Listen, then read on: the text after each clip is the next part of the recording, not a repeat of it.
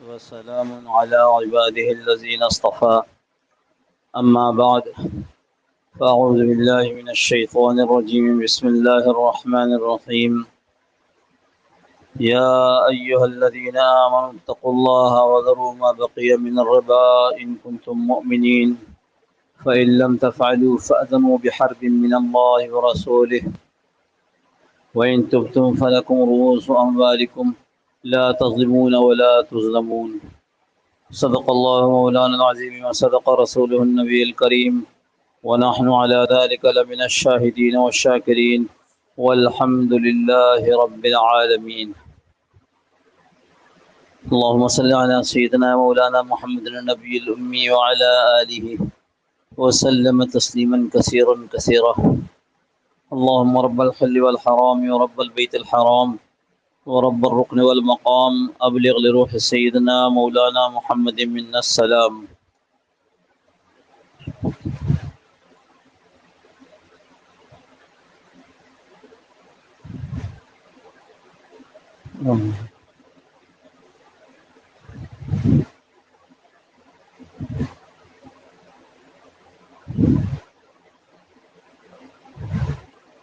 بزرگان محترم، اللہ جل جلالہ و من والہ کریم ذات ہے۔ اس کریم ذات نے رسول اللہ صلی اللہ تعالی علیہ وسلم کو دنیا میں بھیج کر انسانیت پر بہت بڑا احسان فرمایا۔ انسان چونکہ خود اللہ کی مخلوق ہے اور اللہ نے خود اس کو تخلیق کیا ہے، تو اللہ اس کی کمزوریوں سے خوب واقف ہے۔ اللہ جانتے ہیں کہ یہ سامنے کی چیزوں کو دیکھ کر فیصلہ کرتا ہے، چیزوں کے پیچھے جو کچھ ہو رہا ہوتا ہے یہ اس سے ناواقف ہے، ناواقف نہیں جانتا ہے۔ مثال کے طور پر قبر کو مٹی کا ڈھیر سمجھتا ہے، لیکن قبر کے اندر جو کچھ ہو رہا ہے اس سے ناواقف۔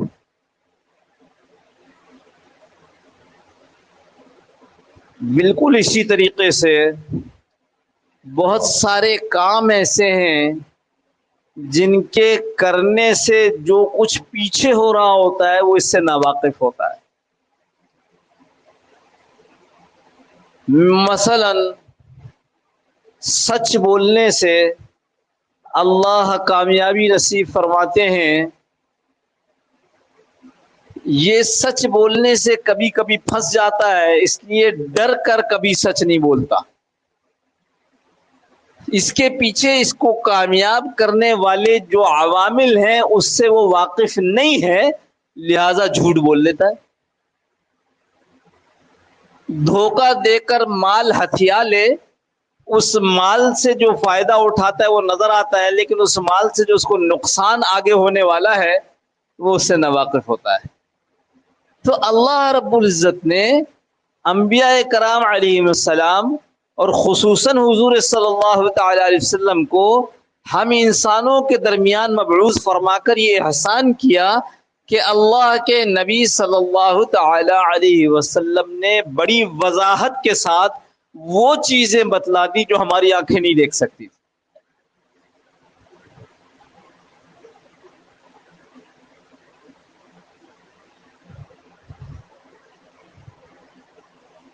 مکہ مکرمہ میں جو رہنے والے قبائل تھے یا اس کے ارد گرد کے قبائل تھے، ان کی آمدنی کا ذریعہ یہ بھی تھا کہ وہ راہ گزرتے ہوئے قافلوں کو لوٹ لیتے اور ان کا مال ہتھیا لیتے اور اس کو اپنا مال سمجھتے، اور اس میں کوئی برائی نہ جانی جاتی، یہ تو کوئی برائی کی بات نہیں ہے۔ ان کی عورتوں کو پکڑ لیتے، اپنی باندی بنا لیتے، ان کے مردوں کو قتل کر دیتے یا پکڑ کر بچوں کے ساتھ ساتھ ان کو بھی غلام بنا لیتے، اور اس میں کوئی برائی سمجھی نہ جاتی۔ بھائی کسی کا مال آپ کے پاس آ گیا تو اس مال سے آپ کو فائدہ ہو گیا تو آپ برائی کیوں جانیں گے اس کو؟ آپ کو بغیر پیسے کے ملازم مل گئے اور ملازم بھی ایسے جو صبح شام کی خدمت گار ہوں، غلام ہوں، تو کس کا جی چاہے گا کہ چھوڑ دے؟ اللہ کے نبی صلی اللہ تعالی علیہ وسلم نے آ کر ان چیزوں کی اصلاح فرمائی.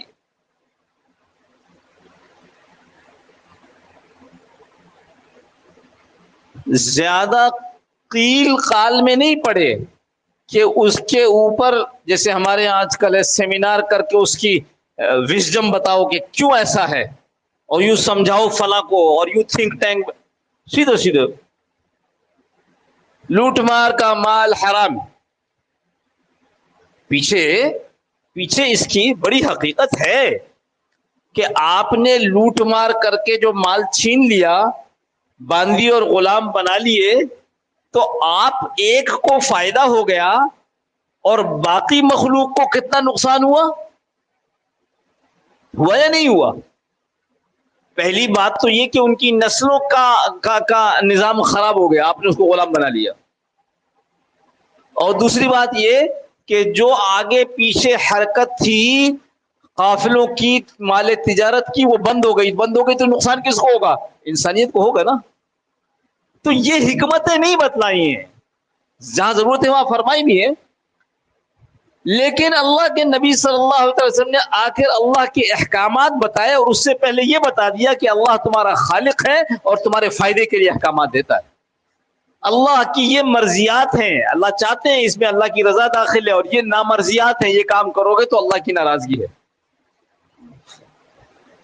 یہ احسان ہے اللہ رب العزت کا کہ امت کے اندر حضور صلی اللہ تعالی علیہ وسلم کو مبعوث فرما کر ہمیں ہماری آنکھوں پر نہیں چھوڑا، ہماری دماغ کے سوچوں پر نہیں چھوڑا، بلکہ حقیقت حال بتلا دی. اس لیے حضور اکرم صلی اللہ تعالی علیہ وسلم کا زمانہ، اس میں کمائی کا ایک ذریعہ یہ بھی تھا کہ لوگوں کو قرض پر رقم دے دیتے اور ان سے وصولی سود پر کرتے تھے، کہ اگر کسی کو 100 دیے تو واپسی تجھے 105 کرنی ہے. عقل یہ کہتی ہے کہ یہ تو بڑا اچھا کام ہے، بھائی میں نے 100 دیے ہیں تو میں 105 لوں گا تو مجھے فائدہ ہوگا، اس لیے میں لوگوں کو قرض دوں گا تو لوگوں کے لیے آسانیاں ہوں گی. عقل کیا کہہ رہی ہے؟ ظاہری آنکھیں کیا کہہ رہی ہیں؟ اور پیچھے کیا ہے؟ پیچھے یہ ہے کہ جس ضرورت مند نے قرضہ لیا وہ 105، اگر 100 قرضہ اس کے لیے آسان ہوتا تو لیتا کیوں؟ اور اگر لیا تو اب 100 واپس نہیں کر سکتا، اب اس کو 105 کہہ رہے ہو، اور اب جب مدت بڑھانے کی بات ہو رہی ہے تو کہتے ہو کہ اچھا اس کا مطلب یہ ہے تو اب تم وہ 110 واپس کرنے پڑیں گے. تو آپ لوگوں کے بظاہر لگ رہا ہے کہ کچھ لوگوں کے مزے آ رہے ہیں، لیکن کچھ لوگوں کے مزے آ رہے ہیں، باقی انسانیت پریشانی میں جا رہی. اللہ رب العزت نے جتنے احکامات دیے ہیں ان کے پیچھے بڑی حکمتیں اور انسانیت کے بڑے فائدے ہیں. ہمیں سمجھ میں آئے یا نہ سمجھ میں آئے، ہم سمجھنے کے باوجود محض اپنے چند ٹکوں کی خاطر اس سے ایک طرف چہرہ پھیر لیں، وہ الگ ہے، وہ الگ بات. لیکن حقیقت یہ ہے کہ اگر اللہ پاک نے کسی حکم کو، کسی چیز سے روکا ہے انسانیت کو، تو اس میں یقیناً انسانیت کے لیے بھلائی نہیں تھی، اس لیے روک دیا. اور یہ جو چھوٹی موٹی چیزیں نظر آتی ہیں جس کو ہم کہتے ہیں تو بڑے نفع کی چیزیں، تو یہ دراصل نفع کی وہ معمولی سی چیزیں جو بعض لوگوں کو نفع پہنچا کر ساری انسانیت کو نقصان پہنچاتی. دیکھو جب شراب کا حکم آیا کہ شراب حرام ہے تو سب سے پہلے اس کی حکمت بیان کی. لوگ آتے ہیں پوچھتے ہیں، یسألونک عن الخمر والمیسر، یہ جوا اور شراب کے بارے میں پوچھتے ہیں. قل فیہما اسم کبیر ومنافع للناس، وَإِثْمُهُمَا أَكْبَرُ مِن نَفْعِهِمَا. یہ لوگ آتے ہیں، یہ سوال کرتے ہیں، ان کو بتا دیجئے اس میں کچھ فائدے ہیں، لیکن آگے فرما رہے ہیں اس کے نقصانات اس کے فائدے سے کہیں زیادہ ہیں، لہذا کیا کیا؟ حرام کر دیا بعد میں. تو ذہن بنانے کے لیے بات بتلائی. اس لیے ہر وہ کام جو اللہ نے حرام فرمایا اور ہماری آنکھیں اس کو دیکھ رہی ہیں کہ اس میں فائدہ ہے، وہ جھوٹ دیکھ رہی ہیں، وہ وقتی نفع کو دیکھ رہی ہیں، وہ یہ سمجھ رہی ہیں کہ یہ جو چیز میں زبان پر رکھ رہا ہوں یہ بڑی میٹھی ہے.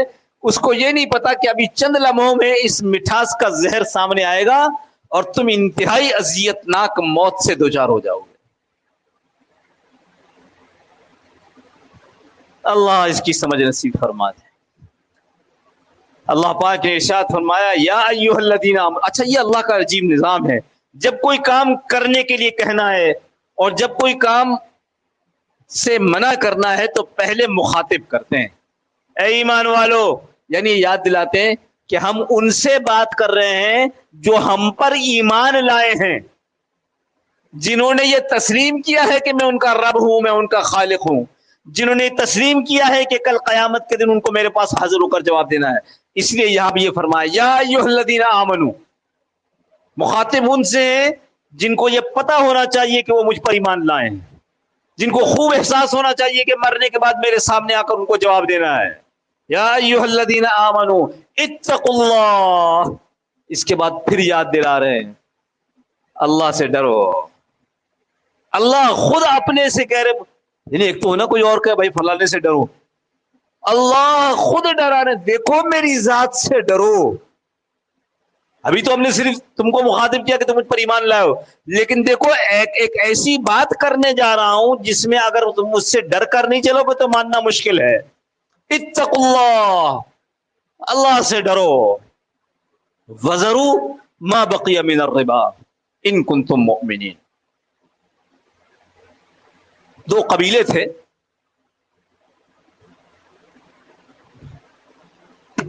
وہ دونوں قبیلے بعضوں نے لکھا ہے دونوں مسلمان ہو گئے اور بعضوں نے لکھا ہے ایک قبیلہ بنو ثقیف کا دوسرا مسلمان ہو گیا اور بنو ثقیف کا قبیلہ وہ مسلمان نہیں ہوا.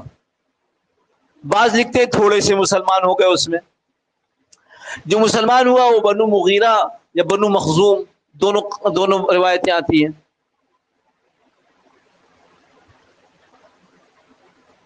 بنو ثقیف نے بنو مخزوم کو کچھ پیسے دے رکھے تھے سود پر. ادھر یہ آیت نازل ہو گئی کہ سود چھوڑ دو. احل اللہ البیع وحرم الربا. بیع کو، تجارت کو اللہ نے حلال کیا اور سود کو، ربا کو حرام کر دیا. اتنے واضح الفاظ میں حکم آ گیا، لہذا اب بنو مخزوم یا بنو مغیرہ جن کے اوپر قرض تھا انہوں نے پیسے واپس کرنے ہیں بنو ثقیف کو. بنو ثقیف کہتے ہیں کہ تم مسلمان ہو، تمہارے اوپر یہ ہوگا، لیکن ہم تو پورا چاہتے ہیں، سود سمیت واپسی. مکہ مکرمہ کے امیر حضرت معاذ رضی اللہ تعالیٰ عنہ، بعض روایت میں عتاب بن اسید رضی اللہ تعالیٰ عنہ، یہ امیر مکہ نے حضور صلی اللہ تعالی علیہ وسلم کو حال لکھ کر بھیجا کہ اللہ کے رسول ایسا معاملہ آ گیا ہے. پہلے دونوں کافر تھے، انہوں نے آپس میں اس طرح سے معاہدہ کر لیا تھا، اب اس مکہ فتح ہو گیا ہے، دونوں ایک تو پورا مسلمان اور ایک بعض روایت میں جیسے میں نے کہا پورا مسلمان یا کچھ آدھے لوگ مسلمان تھے آدھے نہیں تھے. بہرحال اب یہ مسلمان جو ہو چکے ان سے وہ دوسرے تقاضا کر رہے ہیں کہ پورے پیسے دو سود سمیت، اور یہ نہیں دے رہے.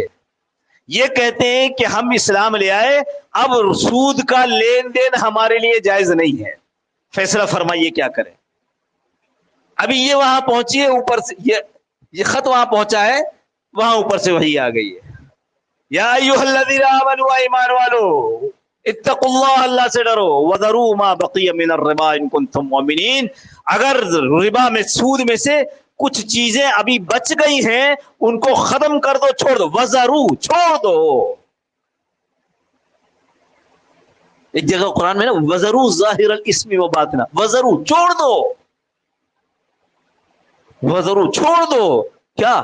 ظاہری گناہ باطنی گناہ دونوں چھوڑ دو. یہاں کیا رہا ہے؟ وزرو ما بقی من الربا، ربا میں سے سود میں جو باقی ہے چھوڑ دو اس کو. ان کنتم مؤمنین، اگر تم ایمان والے ہو. اب وہاں کیا مسئلہ ہوا؟ وہاں مسئلہ یہ ہوا کہ دوسرے لوگ جو بعض روایت میں پورے ایمان والے نہیں تھے، یعنی ان کے آدھے تھے آدھے نہیں تھے، ان کو یہ کہا گیا کہ تم نے ہماری اطاعت اختیار کی ہے، لہذا ہمارے قانون کو دیکھنا پڑے گا، لہذا چھوڑ دو. چونکہ تم ہمارے حلیف بن گئے ہو. حلیف بننے کا مطلب یہ ہے کہ تم اب ہمارے آرڈرز کو، ہمارے لا کو، ہمارے رول کو، ہمارے قانون کو مانو گے، لہذا تم کو ماننا پڑے گا.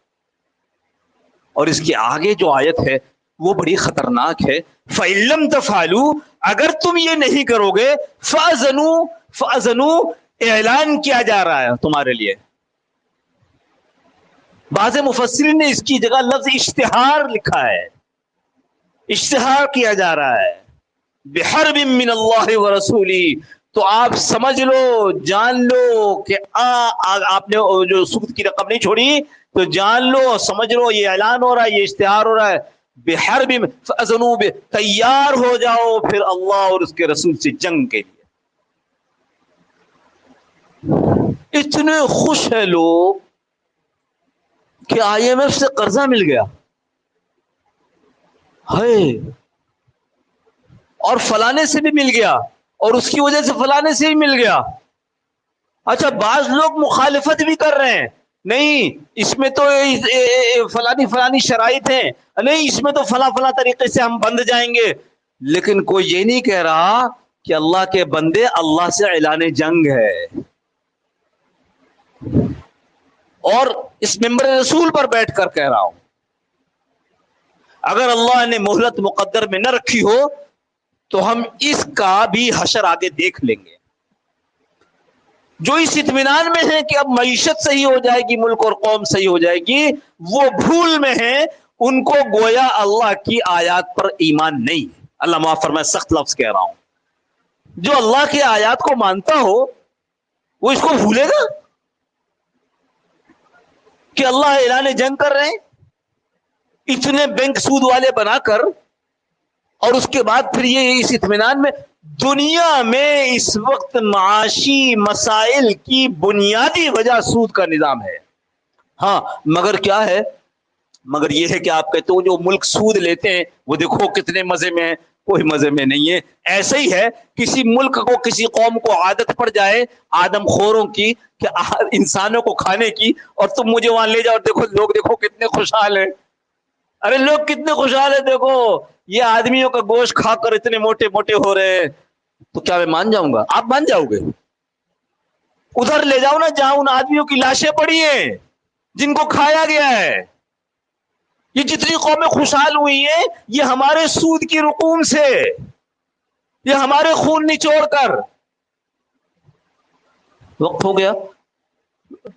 ٹاور آف انگلینڈ ان کا میوزیم ہے، عجائب گھر ہے، مجھے لے کر گئے دکھانے کے لیے.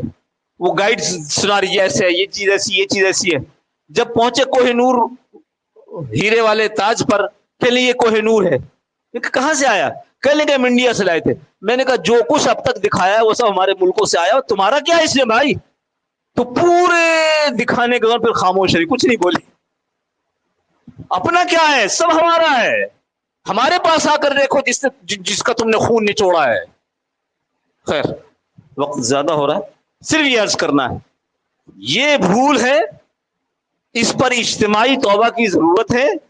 اور اگر اس قسم کا کوئی عمل ہو رہا ہے اور کوئی خوش ہو رہا ہے تو بھائی ہم کم از کم خوش نہ ہو، اس لیے کہ ہم اسے حلال نہیں سمجھتے، حرام سمجھ کر کے کر رہے ہیں. بچت ہے کچھ جو اس کو حلال سمجھ کر کے اپنے لیے نجات کی صورت سمجھے گا. اللہ معاف فرمائے، اس کے ایمان کا خطرہ ہے. اللہ ہم سب کی حفاظت فرما دے. وآخر دعوانا الحمدللہ.